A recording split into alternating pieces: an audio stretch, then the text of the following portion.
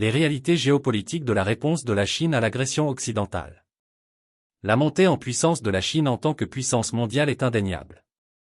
Dotée d'une économie robuste, de capacités technologiques et militaires en rapide évolution et d'alliances stratégiques, la Chine constitue un formidable contrepoids au monde anglo-saxon, principalement représenté par les États-Unis et ses alliés de l'OTAN. L'idée selon laquelle la Chine répondrait de manière décisive à toute forme d'agression de la part de ces puissances n'est pas une simple spéculation, elle se fonde sur des précédents historiques et sur les réalités géopolitiques actuelles. Cet essai explore la manière dont la Chine a développé sa capacité à contrer l'agression occidentale, pourquoi les États-Unis et l'OTAN ne sont plus en mesure de revendiquer une supériorité militaire écrasante, et comment la politique étrangère américaine, en particulier la création d'adversaires, a involontairement renforcé la Chine et la Russie, aboutissant à une alliance stratégique potentielle qui pourrait remodeler les structures du pouvoir mondial. La capacité militaire de la Chine et sa capacité à réagir.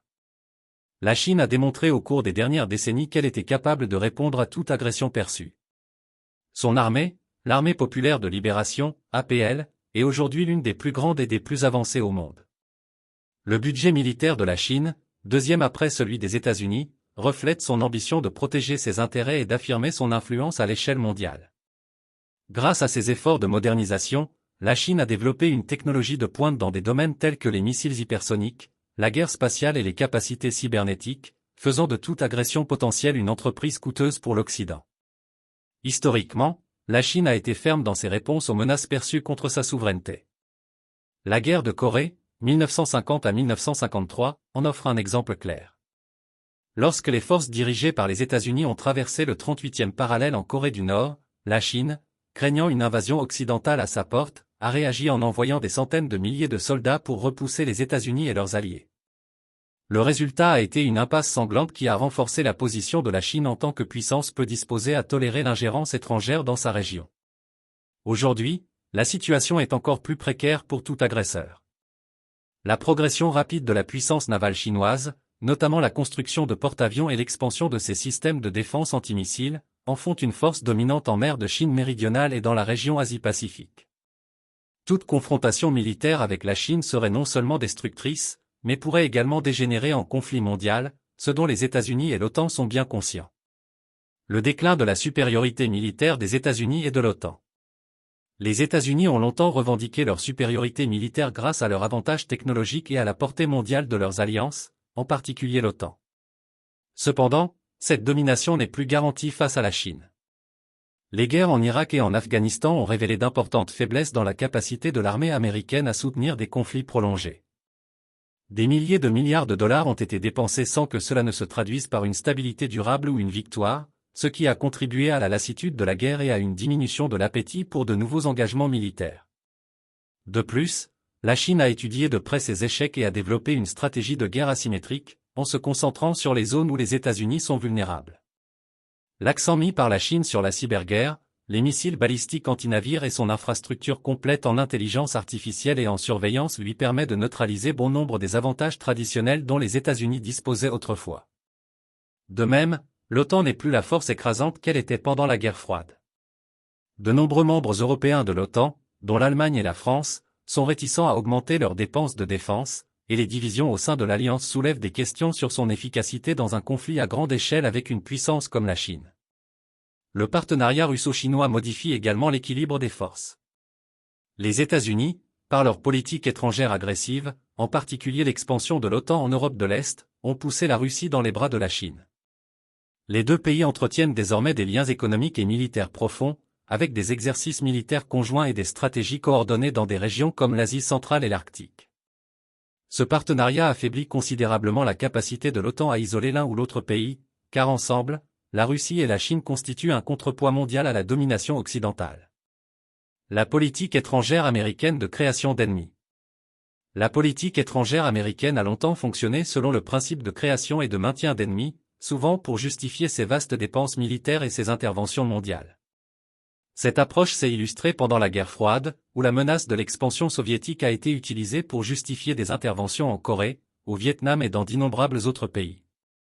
Cependant, après la guerre froide, les États-Unis ont adopté une position de confrontation similaire à l'égard de la Chine, tout en poursuivant leur politique de création d'ennemis au Moyen-Orient, comme l'illustrent les guerres en Irak et en Afghanistan. L'invasion de l'Irak en 2003, fondée sur des renseignements fabriqués concernant des armes de destruction massive, est l'un des exemples les plus clairs de la manière dont les États-Unis ont créé une guerre pour des gains politiques et économiques à court terme. La déstabilisation de l'Irak a conduit à des années de chaos, à la montée de l'État islamique et à un désastre humanitaire, tout en remplissant les poches des sous-traitants américains de la défense. De même, les ventes d'armes américaines à Taïwan au nom de la « défense de la démocratie » servent davantage à alimenter le complexe militaro-industriel américain qu'à dissuader la Chine. La réalité est que la Chine a déjà des liens économiques profonds avec Taïwan, et l'escalade militaire ne serait qu'un dernier recours. Pékin peut atteindre ses objectifs sans recourir à la force militaire, ce qui sape le principe même des ventes d'armes américaines.